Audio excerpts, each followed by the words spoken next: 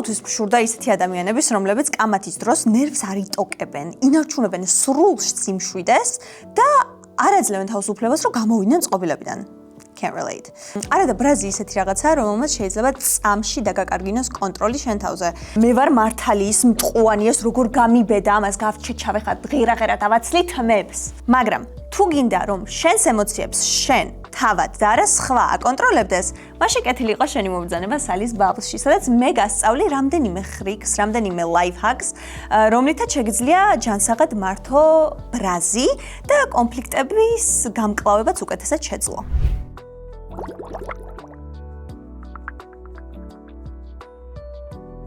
ნებისმიერი კონფლიქტი არის ღირებულებების ჯახი.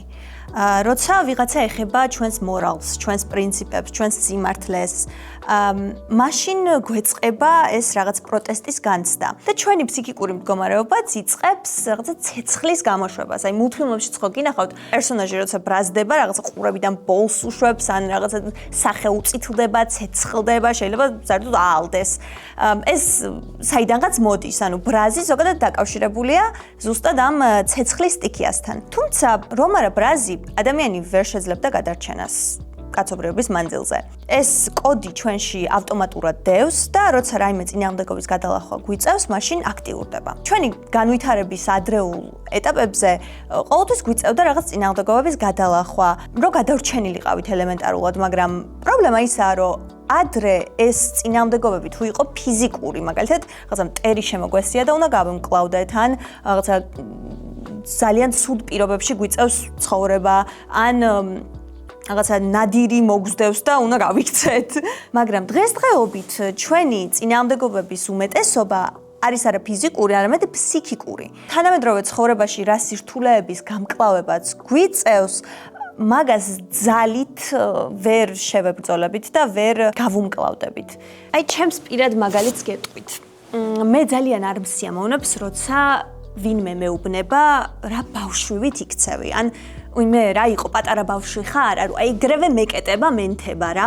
ეგრევე მესმის დამაკნინებლად, ანუ აჰა, ესე იგი პატარა ბავშვი თუ ვიქცევი, ამაში ტერი ვგონი ვარ, რაღაცა ცდილობს ჩემს დამცირებას, დაკნინებას, დაჩაგვრას და ახლა მე უნდა კანიდან გადმოვხტე, რომ დავიცვა ჩემი სიმართლე და დავამტკიცო ჩემი ძალა. ბავშვი არა ის, ანუ ეგრევე გადამდის რაღაც ძალაუფლების დამტკიცების მოტივებში რა. ეს ფიქრები, როდესაც შემოდის, ის ავტოპილოტი, ის კოდი, რომელიც ჩვენში დევს, აღიქვავს, რომ არიქა გვიტევენ და უნდა დავიცოთ თავი.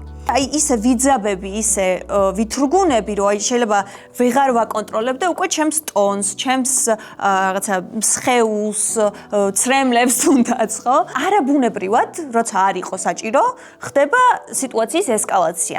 ერთი ფრაზის გამო. რატო არის არაბუნებრივი? იმიტომ რომ მე არ ვებრძვი ნამდვილ საფრთხეს, მე არ ვებრძვი რეალურ ფაქტს, მე ვებრძვი ადამიანის განწყობას. და განწყობა არის ფსიქიკური, რომელსაც ფიზიკური ძალით და აი ამ ცეცხლით ვერ დავამარცხებ. ამიტომ ჩემი პირველი რჩევა ასეთია. როდესაც რაღაცა თქვეს, რაღაცა გითხრეს, რომელმაც დაგათრიგერა და უკვე ხვდები, რომ უნდა აფეთქდე, პაუზა გააკეთე და ამ პაუზაში რა გავაკეთოთ? ხა ის step by step გეტყვი რა. გავივლით 4 ნაბიჯს და ჩვენ თავს ვეტყვით, რომ ყარად უნდა იდგე. პირველი წამი გავაკეთოთ ბრაზის იდენტიფიკაცია. ბრაზი მაწვება. ეგ არის პირველი ეტაპი, პირველი წამი, პირველი ნაბიჯი. მეორე წამი დისტანცირდი ამ ბრაზისგან. აღიქვი როგორც ინსტრუმენტი, რომლის გამოყენება, არ გამოყენება არის შენ ხელში. მესამე წამი, შენი სიმართლე გადაამოწმე. შენს თავს კითხე, ჩემი სიმართლე და ამ ადამიანის სიმართლე ემთხვევა ერთმანეთს? თუ ცდება. და მეოთხე წამი, თუ ცდება, თუ არ ემთხვევა, აღიქვი მაშინ ეს ბრაზი როგორც ენერგია და არა ცეცხლი. ეს ენერგია შეგიძლია წაიყვანო სხვა მიმართულებით რა. გადაამისამართო და გამოხატო ისე როგორც შენ გინდა. შენ ხარ გემის კაპიტანი, თუნდაც, ან რაღაც ხომალდის კაპიტანი. ავტოპილოტი აღიქვავს არარეალურ საფრთხეებს და შეუძლია შეგიყვანოს შეცდომაში, ხო? მაგრამ შენ თუ არად შეგიძლია იდგე სამართავთან. მაშინ გაარჩევ უკვე, ანუ ავტოპილოტზე დამოკიდებული არ იქნები რა და გახსოვდეს, შენი სიმართლე არ იცვლება და არ აქვს მნიშვნელობა ამას სხვა დაიჯერებს თუ არ დაიჯერებს. შენ ხარ ის, ვინც ხარ და არა ის, ვისაც სხვის თვალებში ხედავ. ამას წინათ მივდიოდი ჩემთვის ძალიან მნიშვნელოვან შეხვედრაზე. ძალიან ნერვიულობდი, ძალიან აფორიაქებული ვიყავი. შერჩეული მქონდა ტანსაცმელი, მაგრამ ნუ აი ფეხსაცმელს ვერაფერს ვერ ვუხამებდი რა. და ძალიან დავიძაბე, აღარ ვიცოდი რა მექნა და ნუ შევედი დედაჩემის ოთახში, ავიღე რაღაც, მოვიზომე რაღაც ფეხსაცმელები და დედაჩემს ვიძახე, რომ მეთქი აი ამას ავიღებ რა, მათხოვე, გეხოცები, მეჩქარება, გავიქ და დედაჩემ მოიცა რა, გეხოცები, ეგ ახალია, მე თვითონაც ორჯერ მეცვა და ვერანაირად ვერ გათხოვებ რა.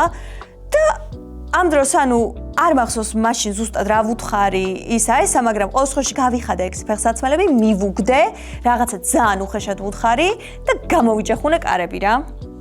და როგორც კი გავაკეთე ეგ ეგრევე, მეთქი ეგ არ უნდა მექნა, რატო ქენი ეგ სალომე, ანუ ეგრევე მომაწვა სინანული რა. რეალურად ამ სიტუაციაში პრობლემა დაიწყო არა იმ მომენტში, არამედ მანამდე. იმიტომ რომ მე ამ სიტუაციაში შევედი რაღაცა გარკვეული მოლოდინებით და იმ მომენტში მივიღე ეს რაღაცა შოკი, რომ თურმე ისე არ არის როგორც წარმომედგინა. აღელვებულ ფონზე ეს შინაგანი წესრიგი, რაც მქონდა, ეს იმედები, რაც მქონდა დამყარებული, მთლიანად ჩამომენგრა. არა და შინაგანი წესრიგი, იმიტოა შინაგანი წესრიგი, რომ ეს არის სუბიექტური და ვერანაირად ვერ გაანაზოგადებ ამას სხვა ადამიანზე. ანუ შენი შინაგანი მოლოდინები, მე ესე ვიზამდი, ზუსტად იმიტომ რომ შენ ესე ვიზამდი, არ უნდა გქონდეს იმის მოლოდინება, რომ სხვაც ესე მოიქცევა. ყოველ შემთხვევაში არ უნდა დაამყარო შენი ფსიქიკური ჯანმრთელობა მაგ მოლოდინზე. არ არის ეგრე. აუ ეს რა მათქმევინა, ეს რა მიმაწერინა, აუ ეგრე არ უნდა მეთქვა. ანუ აი ეს ფიქრები, ეს სინანულის გრძნობა მაშინვე გეუფლებათ, როცა ის დაძაბული სიტუაცია რელევანტური აღარ არის რა და დასრულდა. ან გაიქეცდა რაღაცა. გადავლილზე და დამშვიდებულზე ეგ ფიქრები რო გაწვევათ, არ ჯობია რომ უკვე იმ სიტუაციაში წინასწარ გავთვალოთ. ამ სიტუაციაში მე ეხა დაძაბული ვარ და ვერ გავაკეთებ ისეთ რეაქციას, რომ მე არ ვინანო და ამიტომ მოდი მოგვიანებით დავილაპარაკოთ. ეხა მე გავერიდები სიტუაციას რა. შეგიძლია ასევე გამოიყენო აი ბილბორდის ვიზუალიზაცია, რომ აი შენი ქმედებები, შენი სიტყვები, შენი მინაწერი წარმოიდგინე, რომ მეორე დილას უნდა გამოიფინოს რაღაცა უზარმაზარ მოედანზე, ან რაღაცა გამზირზე, სადაც ათასობით ადამიანი ამას წაიკითხავს და ნახავს რა. შეგიძლია, ანუ ეხა ძალიან ესეთია, სპეციფიურია შეიძლება არ იყოს შენთვის, მაგრამ როცა ბრაზის მოწოლას იგრძნობ და ხვდები, რომ რაღაცა უკვე შეიძლება კონტროლი დაკარგო, ამოიღე ტელეფონი, ჩართე კამერა და დადე. და აი დარწმუნებული ვარ, რომ როცა კამერა გიღებს, ეგრევე ცოტა დაკომპლექსდები და იმას იზაო რაღაცა დაატან ძალას შენს ტვინს, რომ მიხვდეს, რომ რაღაცა მოდი ეხლა წყობილებიდან ნუ გამოვალთ და ნუ ავყვებით ნერვებს, ნუ ავყვებით ემოციებს. ეს არის ძალიან მაგარი რაღაცა, ერთი-ორჯერ მიცდია მეც. თქვენს დატესტეთ თუ გინდათ ეს ხრიკი და მითხარით როგორ იმუშავებს.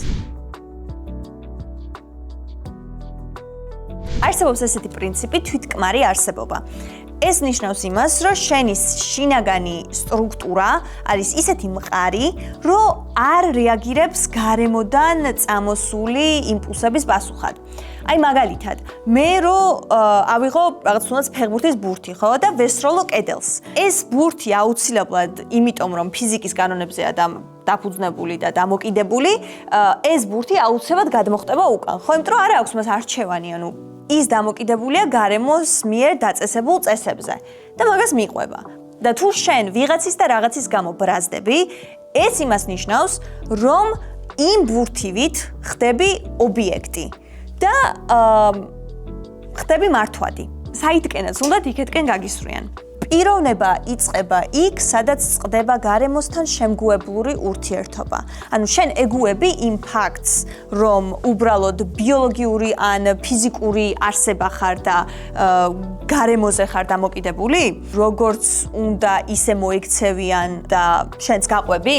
არა. უსამართლოდ გექცევა ვინმე? სტრესულ სიტუაციაში აღმოჩნდი? არ არის ეს შენი პრობლემა. იმიტომ რომ შენ არ ხარ პასუხისმგებელი გარემო პირობებზე. შენ მხოლოდ ხარ პასუხისმგებელი შენს ქცევაზე, შენს რეაქციაზე. ვიცი, რასაც ვფიქრობ ახლა. თეორიულად ეს ყველაფერი ძალიან კარგად ჟღერს, მაგრამ პრაქტიკაში რანაირად წარმოგიდგენია, რომ როცა ბრაზი გაწובה არ გამოუშვა, იმიტომ რომ თუ ჩაიტოვებ ამ ნეგატიურ ენერგიას, აიუსები და ისევ შინაგანად შენ დაგაზიანებს, ხო?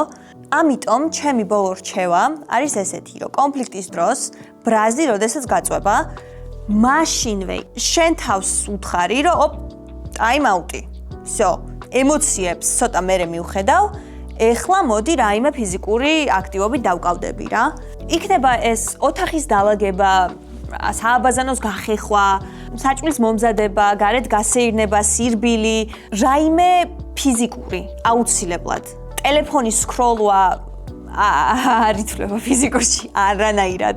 ანუ როცა გაბრაზებულები ხართ, რაიმე ფიზიკური გააკეთე და არა ისეთი, რაც უბრალოდ ტვინს მოტყუებით აფიქრებინებს სხვა რამეზე, ვერ იფიქრებთ. რომც დაჯდეთ იმეცადინოთ, რომც დაჯდეთ წიგნი წაიკითხოთ, კინოს უყუროთ, ვერანაირად ვერ მოიშორებთ ამ შინაგან ნეგატიურ ენერგიას, უბრალოდ 2 საათს დაკარგავთ და არც გემახსოვრებათ რას უყურეთ. ან იმეცადინებთ ვითომ და არ გემახსოვრებათ არაფერი მეორე დღეს. არ მუშაობს ეგ. ფიზიკური აუცილებლად. მაგრამ არსებობს ისეთი კონფლიქტური სიტუაციაც, რომელსაც თავს ვერ ვაღწევთ, ხო? შეიძლება იმ მომენტში time out-ი ვერ ავიღოთ. იმიტომ რომ ელემენტარულად ის ადამიანი არ გვანებებს თქვა თავს. მაგ შემთხვევაში რას ვაკეთებთ? როგორ ვუშვებთ ამ ენერგიას? მე გამოვიწერე ესეთი гаджеტი, ასე ვთქვათ, თემუდან. ეს არის პატარა fidget cubes ეძახიან რა. ბევრი მხარე აქვს ამ კუბიკს და ბევრი სხვადასხვა რაღაცა მინი აქტივობა შეიძლება გააკეთოს ჩვენმა თითებმა, როცა ეს ხელში გვიჭირავს რა. მიგდია ჯიბეში სულ და როცა ვთქვათ, ვგრძნობ, რომ უნდა რაღაც ავფეთქ და ვიწყებ ამის თამაშს რა. ჩვენი ეს რაღაცა შინაგანი მოზღვავებული ენერგია გადაგვაქვს ხელებში რა. თუ იმ სიტუაციიდან ვერ ვაღწევთ თავს და ჩემთვის მუშაობს, რა ვიცი. ვისთვის როგორ, მაგრამ ასეთ რაღაცასაც დავტესტავდი რა.